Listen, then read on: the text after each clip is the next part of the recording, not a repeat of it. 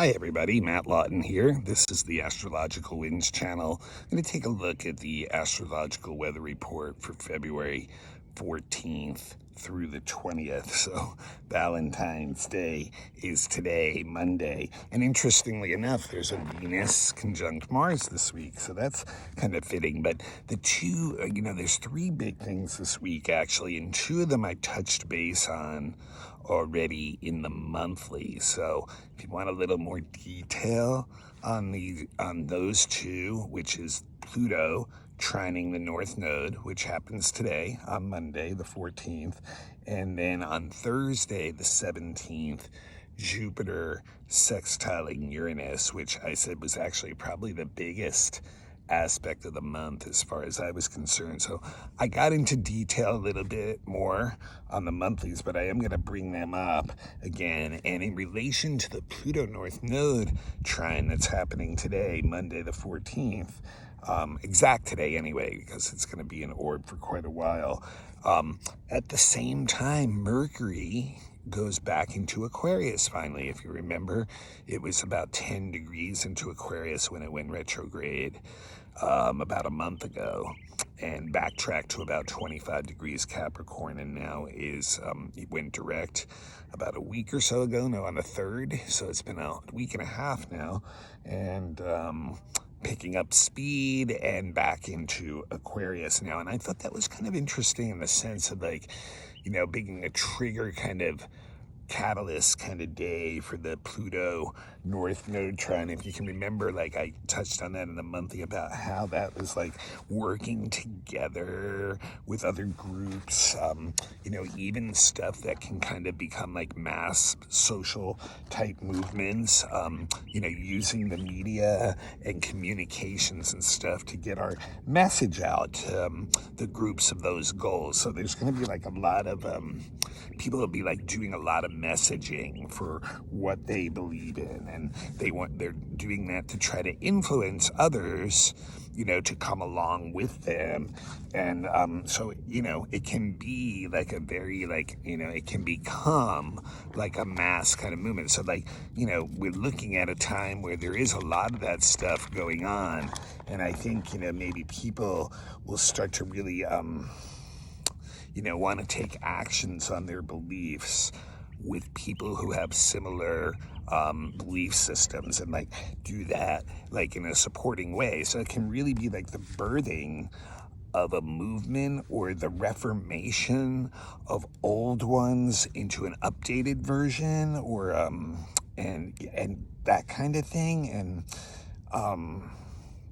and what we do now too can really have a great effect on our future and the future of the people around us. So it's interesting. Now the Mercury and Aquarius can be stubborn though too. It can get into really stubborn battles about beliefs and opinions, and really being dismissive of our emotional impact on others. So it can really make a difference with that, in the sense of kind of almost being dismissive of that kind of impact, and that it's not as important as getting the actual belief, the group standards, the things we want to really push out there. But on the positive side, it really is innovative and cutting edge, where it can really come up with some new stuff, some original ideas that are really exciting to upload into the system. But it is very emotionally detached about that, but also the use of technology and media and science to really, find some of those solutions. So very interesting day. Interesting enough too is that the Mercury is trine Ceres too at the same time. So it's Ceres is it's almost getting intellectual support too from finding these people that are similar to you on that level. So very interesting there. And then, when we go to Wednesday, there's a couple things going on, a few things I mentioned about Wednesday. So like Wednesday is the full moon, first of all, in Leo, which is, one of the biggest events of the week for sure. And it's at 28 degrees Leo. So it's like at one of those last 3 critical degrees at the end of a sign where, we're really being asked to step up in our game, in each of our individuals' games. The moon in Leo is all about like getting like recognition, for the talents and the uniqueness of our individuality, and it can get voyeuristic for sure in seeking that kind of that attention that the Leo energy wants, the kind of look at me kind of attention that the Leo moon kind of energy wants.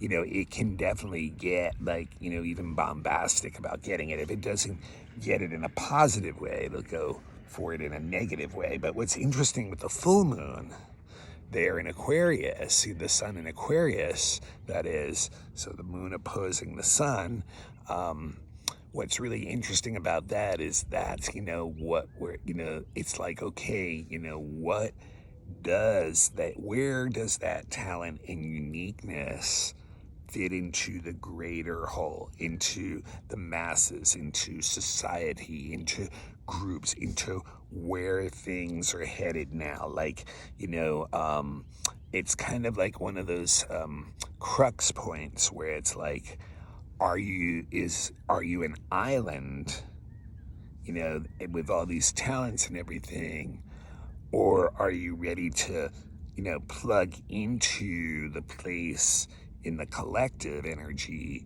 in society with what your uniqueness is, that, that part of the island that's yours? Can you like make it part of like the continent almost, like, bring it in and do that? So that's what the sun in Aquarius is really demanding. Like, it's like saying to that, that part of the Leo that's like kind of that egotistical, look at me kind of thing. Well, yeah, but like, what is beyond that? It's nice to have these gifts, but where are they being used for, in the greater whole, in the collective? So, this full moon's like really asking us to take our place in that. And if you look at the houses that it falls in your chart, 28 degrees of Leo, 28 degrees of Aquarius, it'll tell you the axis, the 2 houses that you'll see most of this activity like occurring, So what's really interesting too about this is the sun and moon in this are actually squaring the north and south node too. So like in effect, they're making a grand cross, although the nodes are not technically planets or bodies, physical bodies. So you can't really, it's not really a true grand cross in the sky so much, but on an imprint level it is. So that means there's a lot going on right now. There's a lot of issues that each of us as individuals are having to deal with simultaneously. And these issues are things that are rooted in the past, that are shifting and changing and have to be let go in order for like this new place in the future where we're supposed to go. And that may even tie into like, the North Node trine the Pluto there, and also the Jupiter sextile Uranus, even the Mercury and Aquarius, all that stuff of like, where does this all fit in with the collective? So very interestingly enough, squaring those nodes, and that really shows that like the individual is going to be very challenged right now by groups, by communities, by other people, that there's going to be like things that really challenge you to let go of those like old things, and you may have like separations and losses from people and things and values and beliefs and goals of the past, and they they're at a tension point right now, and the energy can be very draining too. It can like drain energy away when that is, and kind of like leave you low at times. So like but at the same time, what it's doing is it's helping you to sort out where you're supposed to be headed, who you're supposed to be connecting with, to go into this like greater role that you are being called for, whatever that may be in this time. So what's interesting too is the new moon, the full moon is also trine Eris, and being that she's the goddess of change, it's showing that it's an opportunity where we can like let go and allow it to flow in a little bit with less resistance than we might normally, but it can still be very, very chaotic feeling. So very interesting full moon on Wednesday, connecting to the nodes and to Eris. And also Wednesday is the Venus conjunct Mars. Now, what's interesting about this one, you'll remember Venus.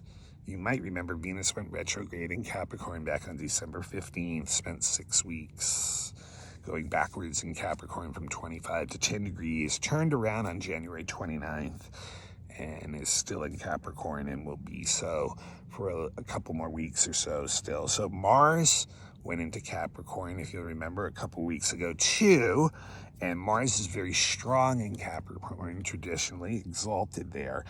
And when they're together, Venus and Mars can be very, very sweet, and this is really a nice Valentine's Day or week type of aspect, and it is an orb on Monday, even though it's exact on Wednesday. It is like, within getting within a couple degrees on Monday. So it is like, we're feeling it on Valentine's Day. And it really does blend like this romantic, loving relationship need that Venus has to, relate to others and get love, with the drive of our own desire, which is what Mars represents, which can be more egotistical and driven. But Mars is, in Capricorn, in a strong sign. And so, this can be really harmonious for the most part, sometimes not,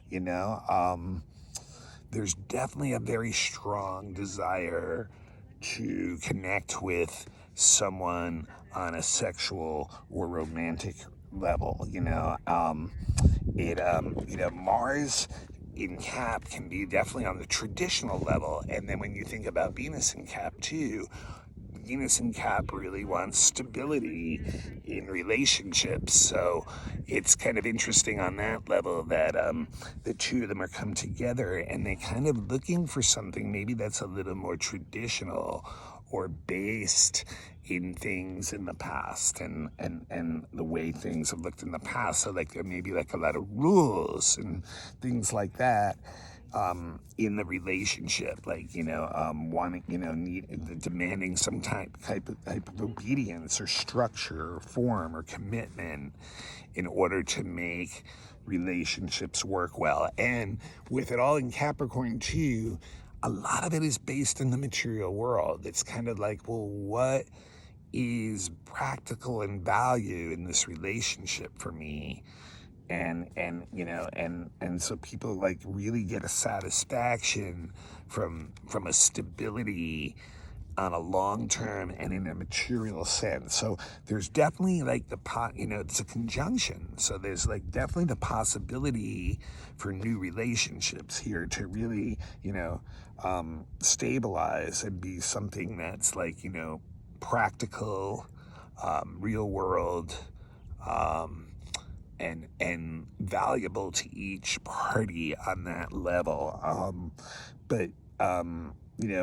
I would say that, the thing is, like, there is that Capricorn desire to control a lot, and that, a lot of times can fall into this trap of, like, relating to people for positioning is what I would call it, for, like, the social positioning part that they are, or like the ambition that they can kind of represent to you is there too, or like, so you're finding like value in things like that. But obviously the issue with Venus Mars, when it would be negative in this sense, would be if the Mars thing in particular tries to be like too controlling of the other, too authoritarian, too pushy, too I know it all. And, with Venus and Cap there too, she can fall very easily into playing that game too. So very interesting on that level. Now, Thursday is the day of the exact Jupiter sextile Uranus, which I talked about a lot in the monthly, and I really do consider this the biggest aspect of the month, and just once again, if you want to go back to the monthly and get a little more detail, but it's inviting in big change. It's like wanting personal growth through change, getting opportunities to do that, and that can be part of, once again, seeing social movements behind that, and wanting to bring that into our lives. So can also bring sudden quick gains to us. Really is about working for the future more than anything else. So, like I said, I did a little more detail on it in the monthly, but to me, this is like really the key aspect of this month is to, really gives us, there's opportunities in this like chaotic changing landscape of the world, which is the Uranus thing, to actually get some kind of personal expansion, growth, new knowledge, new exposure, new experiences to bring in more to us. A very exciting energy together, the two of them. The last thing I want to mention this week is on Friday, the sun goes into Pisces. So in the northern hemisphere, that means we are in the last throes of winter, and in the southern hemisphere you guys are going to be in your last throes of the summer, and so the sun in Pisces is a time when emerging energy kind of comes in. A lot of people on an individual level may focus in on like a spiritual or artistic or creative path. It usually opens up the doors of compassion and empathy and unconditional love towards others, more tolerance, but also like a sensitivity, that for people who are more sensitive, really, feeling it even more, really picking up on others' emotions and feelings around us, or the environment that we're in, and it can be so much so that the negative part of Pisces can come in where we need to escape, that it's too sensitive, so we may use substances or whatever, or in a more positive way, we would find time alone a lot in this next month to just kind of contemplate and meditate on like a lot of the stuff that's going on and how that kind of fits into a greater picture for us. So if we can kind of slow that down, that's good. But like the problem with Pisces energy is if it gets too idealistic, it can get very self-delusional, and it literally can get self-delusional to the point where we're becoming preachy and think that we have the answers for everybody, which is never the case, actually. And so, that's, where it can be taken too far. Like, if you're not with us, then you're against us. Pisces can fall into that trap, the two fish that are actually tied together, but swimming in two different directions, so they don't see how they're tied together. So that's the trap of Pisces, is to get into that you're either with us or against us, instead of saying, and the positive part of part we want to do is like the more tolerant and compassionate part of Pisces that welcomes everyone in and recognizes the connection that we have with others and with everything in our environment around us and with life itself. And if you are, a spiritual or religious person, with your higher power. So that's our week. An interesting week for sure. There's a lot of energy packed in there, but a lot of chances to really push ahead forward and to kind of take our place in where that future is moving. But the full moon is definitely going to be a stressor point to really push us to let go of a lot of old stuff. Old people may move, old friends and family or stuff may move on, or you may have to disassociate yourself from groups that you no longer feel like you're completely in agreement with. And then find, and then the challenge to find the ones where you do fit in better and do make, new connections with. So very interesting week. Matt Lawton, this is the Astrological Winds channel. Every week I do this weather report as a free service. And what I ask of you is to please find one person in your iPhone or your Rolodex or whatever to pass it on to that you think might be interested in. I understand they might not be, but if you can pass that on, that'd be great. Occasionally people like to give a donation. You're welcome to do that. Just look me up on Venmo or PayPal or Zelle under Matthew Lawton, Lauten. The blog is posted on YouTube channel, Astrological Winds channel. So if you have a YouTube account, become a follower, turn on your notifications, and you'll know when it comes. If you don't have YouTube or don't want to do YouTube, and you have Instagram, there's also the Astrological Winds channel can be looked up on Instagram, and you become a follower. And I do sometimes post other stuff on Instagram too. During the week, I might post some extra things here and there on certain days. And then also I do post it on Facebook. My Facebook is a private account. So once again, you have to friend me first, Matthew Lawton, Lauten. And then it's also available on all kinds of podcasts. So through Buzzsprout, Spotify, Apple iPodcasts, Reveal. There's 15 or 20 of them at least that pick it up. So really no need to, see the video. It's really listening. And remember, if you don't know astrology well, just listen to the words in between the astrological terms for the energy.